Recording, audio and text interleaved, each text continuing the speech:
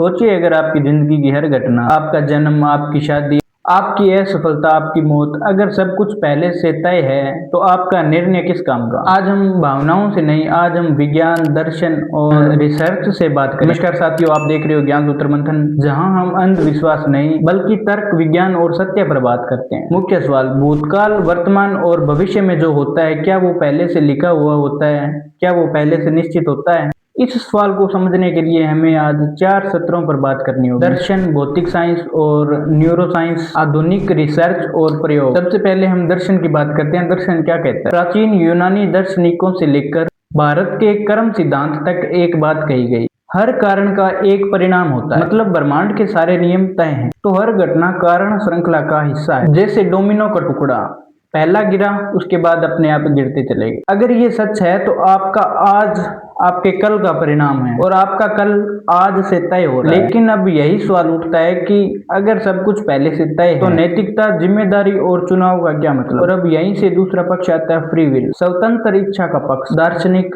John Locke जैसे विचारकों का कहना है मनुष्य अपने चुनावों से प्रभावित होता है। अगर कोई इंसान हत्या करता है और बाद में कहे ये तो मेरी किस्मत थी, तो क्या वो व्यक्ति बच सकता है। समाज, कानून और न्याय ये सब फ्री विल को मानकर ही चलती है। अब बात हैं विज्ञान पर। सबसे खतरनाक हिस्सा, न्यूरोसाइंस। न्यूरोसाइंस का प्रयोग 1980 के दशक में वैज्ञानिक बेंजामिन लिबेट एक प्रयोग क्या था। व्यक्ति से कहा गया जब मन करे तब बटन दबाओ, साथ में दिमाग की प्रतिनिधि मापी। चौंकाने वाला नतीजा, बटन दबाने से 3 सेकंड दिमाग फैसला कर चुका था, व्यक्ति को पता चलने से पहले। मतलब क्या, आपको लगता है कि मैंने अभी निर्णय लिया है, लेकिन दिमाग पहले निर्णय ले चुका होता है। वैज्ञानिक निष्कर्ष, हमारा अवचेतन मन हमारे चेतन मन से पहले काम करता है।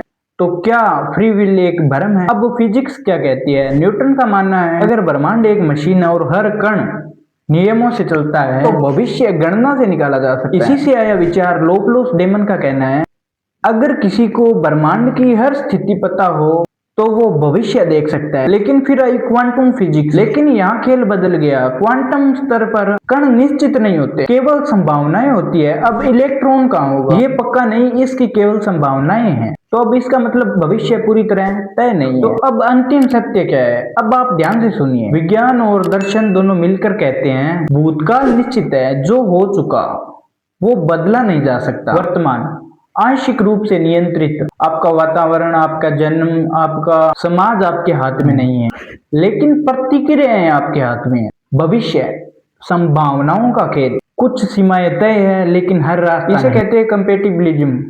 मतलब भाग्य और स्वतंत्र इच्छा दोनों साथ साथ काम करते हैं। आपको मैं एक उदाहरण बताता हूँ। आप बीज हैं, मिट्टी, पानी, मौसम आपके हाथ में नहीं है, लेकिन अब आप क्या बनोगे ये आपके विकास पर निर्भर करता है। अब मैं आपको बताता हूँ सीधी बात, अगर सब कुछ पहले से तय होता तो मेहनत का कोई मतलब नहीं, उसका कोई अर्थ नहीं, अपराधी दोषी नहीं, सुधार असंभव। और अगर सब आपके हाथ में होता तो जन्म की असमानता झूठी होती, गरीबी सिर्फ बहाना होती। सत्य इन दोनों के बीच है। फाइनल मैसेज, आप कोई कठपुतली नहीं है और आप पूरी तरह स्वतंत्र भी नहीं है। आपको सिर्फ चाल मिली है, वो चाल कैसे चलनी है वो आपको निर्भर करती है, वो आप पर तय होता है कि वो आप कैसे चाल चलोगे। और यही जिम्मेदारी इंसान को जानवर से अलग बनाती है। कॉल टू एक्शन, अगर आपको ये वीडियो सोचने पर मजबूर कर रही है, आपके सोचने के तरीके को हिला रही है, तो इस वीडियो को शेयर कीजिए, क्योंकि सवाल पूछना ही ज्ञान की शुरुआत है। आप देख रहे थे ज्ञान सूत्र मंथन। मिलते हैं किसी दूसरी वीडियो में, तब तक के लिए नून प्रणाम, राम राम।